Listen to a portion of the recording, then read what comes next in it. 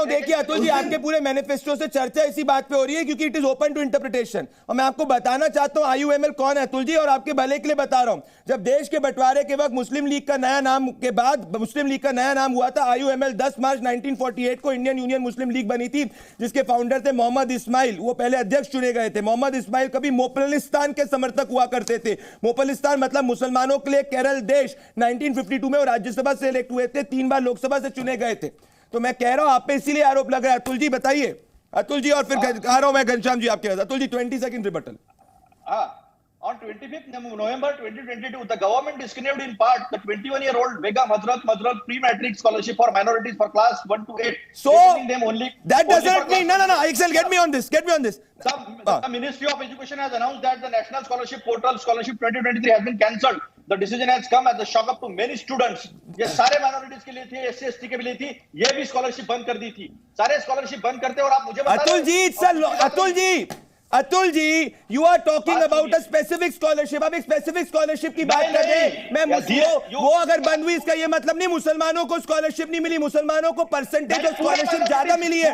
मैं आपको ये डेटा पॉइंट भेजना चाहता हूं, आप इससे मुझसे मत करिए। ये मैं चाहता हूं मेरी टीम को, मैंने अपनी टीम को भेज दिया, जरा अतुल जी को भेजिए। ये देखिए चीज, इस पर हम लोग बाद में चीज करके कर लेंगे। अब रुक जाइए आप, मेरे को डिबेट खोलनी है अतुल जी इस पे। नहीं, मुझे इनका बात ठीक है, बोलिए, बस जवाब देना। बोलिए। श्यामा प्रसाद मुखर्जी के आपने 1936 की बात की थी, उन्होंने 1937 और 1941 में वही मुस्लिम लोग से श्यामा प्रसाद मुखर्जी, ठीक है, गठबंधन किया था, सरकारें बनाई थी, उसका जवाब दिया इन्होंने। गार्गी कमेंगे ना डिबेट। गार्गी एक से रुक जाइए, केके रुक जाइए प्लीज। अब मेरे को अतुल जी डिबेट को खोलना पड़ेगा। आप दोनों ने तब से डिबेट में 20 मिनट तक करा, मुझे अब गार्गी और घनश्याम जी और किशोर जी के पास आना है। हम लोग ने बलिदान दिया। अतुल जी क्या कर रहे हो मुस्लिम लीग के साथ? उसी मुस्लिम लीग को धर्मनिरपेक्ष बता रहे हो। मुस्लिम लीग की तारीफ कर रहे हो ना, करके बता रहे हैं। आज मुस्लिम लीग की तारीफ हो रही है नहीं हो रही है? घनश्याम जी और जी, आप दोनों ने 25 मिनट तक डिबेट में बोला। मैं आपसे आना चाहता हूं गार्गी जी, मैं आऊंगा। केके जी और अतुल जी, आप लोग please hold your thoughts. Atul ji आऊंगा, Atul ji I am coming to you. Atul ji and KK ji relax. Gargi ji एक सेकंड रुक जाइए। गार्गी जी और घनश्याम जी को डिबेट पे लेके आइए। मेरा पॉइंट यही है, और मैं क्यों यहां पे चीज पूछ रहा हूं। गार्गी जी आप आना चाह रही थी, जो इस पे अतुल जी कह रहे हैं कि श्यामा प्रसाद मुखर्जी जी ने उन्हीं के साथ लाइंस किया था। अतुल जी, गार्गी फैक्ट्स क्या है? गार्गी और घनश्याम जी, पहले गार्गी 30 सेकंड, देन घनश्याम जी आपके ऊपर आ रहा हूं। गार्गी।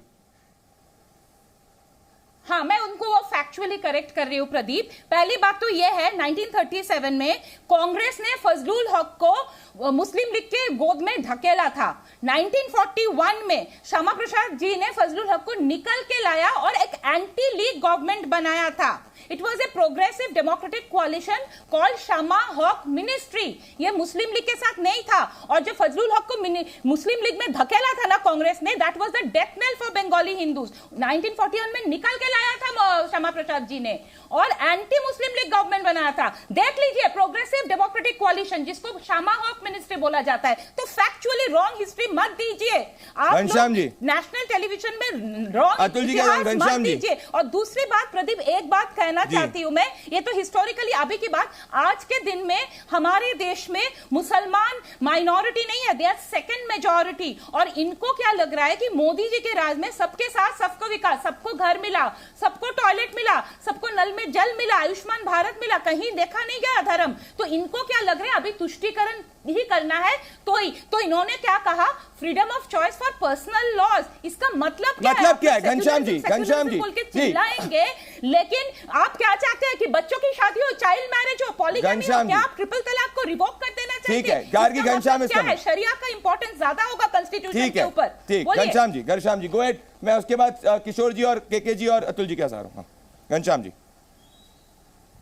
नमस्कार प्रदीप, आपको, दर्शकों और को पैनलिस्ट को। जो गलत बातें इस बहस में आई हैं, जैसे 10 दिसंबर 2006 प्रधानमंत्री कार्यालय पीएमओ का क्लैरिफिकेशन है। मनमोहन सिंह एक पढ़े लिखे प्रधानमंत्री थे, ठग नहीं थे। उन्होंने क्लैरिफाई किया कि जो उन्होंने माइनॉरिटीज की बात जिसके के शर्मा जी बोल रहे हैं, उसका मतलब क्या है, किसी को भी पढ़ के देखना चाहिए और इस देश को ठगना बंद करना चाहिए कि मनमोहन सिंह जी ने कोई ऐसी बात कही थी जिसका क्लैरिफिकेशन नहीं आया। पहली बात। दूसरी बात, आपने माइनॉरिटी इंस्टीट्यूशंस की बात की और इन्होंने कहा कि देश में बहुसंख्यक कौन है। इनके मुख्यमंत्री हैं जो आज इनके आइडियोलॉग बने हुए हैं। उन्होंने क्या ट्वीट किया, ब्राह्मणों, क्षत्रियों और वैश्यों की सेवा करना शूद्रों का स्वाभाविक कर्तव्य है। ये भारतीय जनता पार्टी की, आरएसएस की ओरिजिनल थिंकिंग है। ये इसीलिए चाहते हैं कि इनका एजेंडा लागू हो कि इस देश में ज़्यादा से ज़्यादा लोग इनकी गुलामी कर सकें और उसी मनुवाद में जा सकें। तीसरी बात इस बहस में आई कि माइनॉरिटी इंस्टीट्यूशंस, सरकार की रिपोर्ट है और सीबीआई प्रोब कर रही है कि इस देश में आधे से ज़्यादा 830 माइनॉरिटी इंस्टीट्यूशंस का स्कॉलरशिप पोर्टल में जो थे वो फेक थे। जहां पर आधे से ज़्यादा माइनॉरिटी इंस्टीट्यूशंस जिसको आपने अपनी 10 साल की सरकार में रजिस्टर किया है वो फेक हों, वहां पे आप स्कॉलरशिप किसे बांट रहे थे? के शर्मा जी बताएंगे।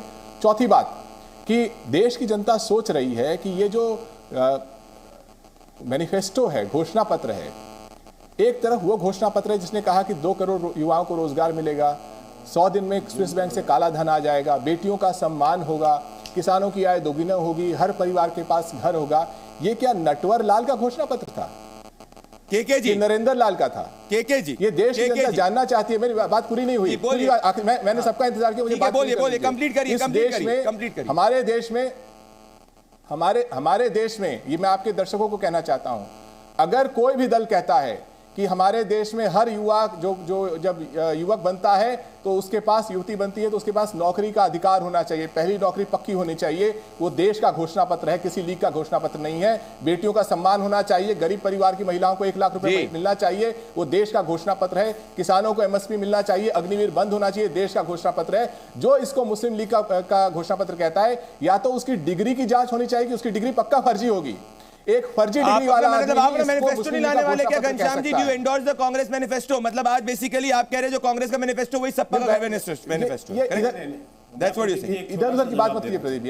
इधर नहीं, आपसे सीधी बात पूछ रहा हूं। जब मैं आपको सीधी बात पूछता हूं आप उसको घुमाने की कोशिश करता रहा हूं कि आप कांग्रेस का manifesto is equal to Sapa manifesto. दर्शकों मैं आपसे पूछ रहा हूं, आपके बहस के चलते मैं दर्शकों सुनिए, आपके बहस के चलते दर्शकों को कह रहा हूं ये घोषणा पत्र खोलिए और एक भी टिप्पणी जो केके शर्मा जी ने कही है, एक वाक्य वैसा दिखा दीजिए तो आपको पता चलेगा किस तरीके से आपको ठगा जा रहा है। जहां तक सपा के घोषणा पत्र की बात है, हमने 2022 में भी कहा था, अब भी कहेंगे, और जब इंडिया गठबंधन बना तब से कह रहे हैं, इस देश में हर बेरोजगार के रोजगार के लिए लड़ना सरकार का काम है, ठगों का काम नहीं है।